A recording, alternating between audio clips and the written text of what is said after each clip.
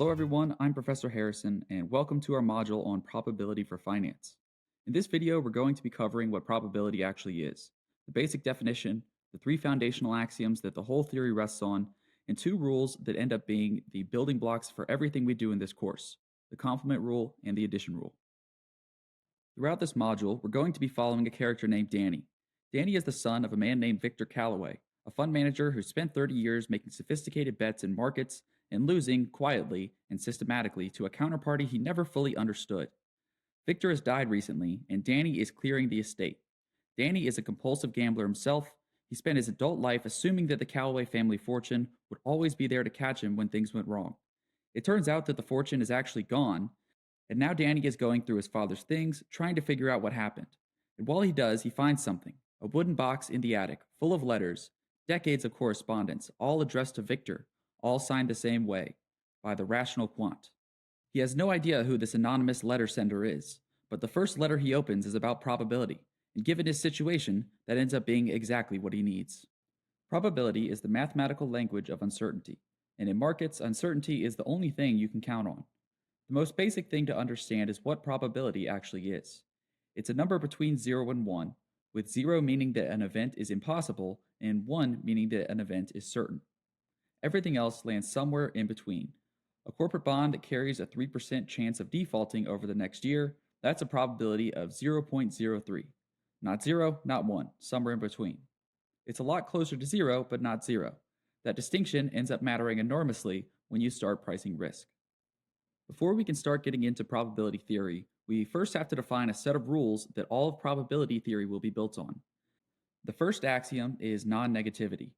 Non-negativity states that the probability of any event must be greater than or equal to 0.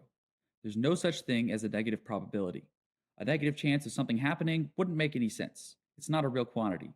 So for any event A, the probability of A is always 0 or positive.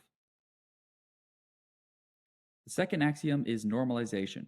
If you list every possible outcome of a situation, every single thing that could happen, then the probabilities of all those outcomes must sum up to exactly 1. Think about a corporate bond. If we want to figure out how it'll be rated 1 year from now, there's only a couple of possible options. It could get upgraded, it could get downgraded 1 notch, get downgraded several notches, or default. If you assign a probability to each of those outcomes, then they have to add up to 1. Something has to happen. The bond has to be somewhere. That's all normalization is saying. The third axiom is additivity. If two events are mutually exclusive, meaning they can't both occur at the same time, then the probability that at least one of them happens is simply the sum of their individual probabilities. For example, a bond either stays at its current rating or it defaults. It can't do both. So the probability that it either stays or defaults is just the probability of staying plus the probability of defaulting, and you just add them together. No adjustment needed because there's no overlap to worry about. From these three axioms, we can develop two rules that we're going to use constantly. The first is the complement rule. The complement of an event A is the set of all outcomes where A does not occur. And we know, because of normalization, that all probabilities have to sum to 1. So because of this, the probability of A complement must be equal to 1 minus the probability of A. To put this into words that make more sense, think about the probability of a bond defaulting. If the bond has a probability of 3% that it defaults, then the probability that it does not default must be 1 minus that probability, or 97%. Here, the event A would be the probability that the bond defaults. A complement would be the probability that it does not default. And you can see that the sum of these two probabilities adds up to 1. The second rule is the addition rule. This is basically a generalization of the additivity axiom for events that can overlap. When two events are mutually exclusive, simple addition works fine. But sometimes events can both occur at the same time, so adding their probabilities directly ends up double counting the intersection. So if we want to calculate the probability that either A or B end up occurring, then we need to add the probabilities together, but also subtract out their intersection. That way we don't end up double counting it. Here's a clean example. Suppose over the next year, a corporate bond has a 12% chance of getting downgraded. We'll call that event D for downgrade, and it'll have a 5% chance of missing a coupon payment. Call that event M. Those events aren't mutually exclusive. A bond can absolutely get downgraded and miss a coupon payment in the same year. Suppose historically that both things tend to happen together about 2% of the time. Then, the probability that at least one of these bad outcomes occur, a downgrade or a missed payment, or both, is 12 plus the 5% minus 2, which ends up being 15%.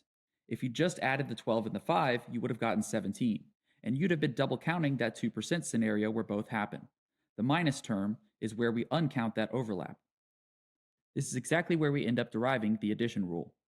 Note that when two events are mutually exclusive, the probability of A and the probability of B happening at the same time is 0. So we end up going back to the additivity axiom, that when two events are mutually exclusive, you can simply add their probabilities together to find out the probability that at least one of them occurs. Danny sets down the letter. He's been thinking about his situation as a single unknown, a thing that either works out or doesn't, but there are actually distinct outcomes. His father's estate could get settled cleanly, his father's estate could get contested, it could get tied up in probate, it could get partially liquidated. Each of these outcomes is distinct, so he grabs a piece of paper and starts writing them down, trying for the first time to put actual numbers to each one. He knows that they have to sum up to 1, and he knows that the cleanest outcome isn't necessarily the most likely.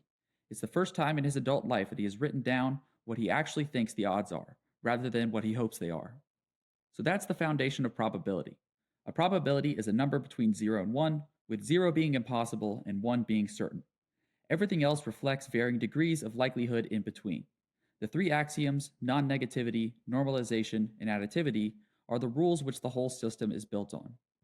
From those, we get the complement rule, that the probability of A complement equals 1 minus the probability of A. The addition rule, which tells us how to handle events that can overlap by subtracting out the double count. These end up being the foundation for everything else that follows: conditional probability, distributions, expected values, and all of it will trace back to these basics.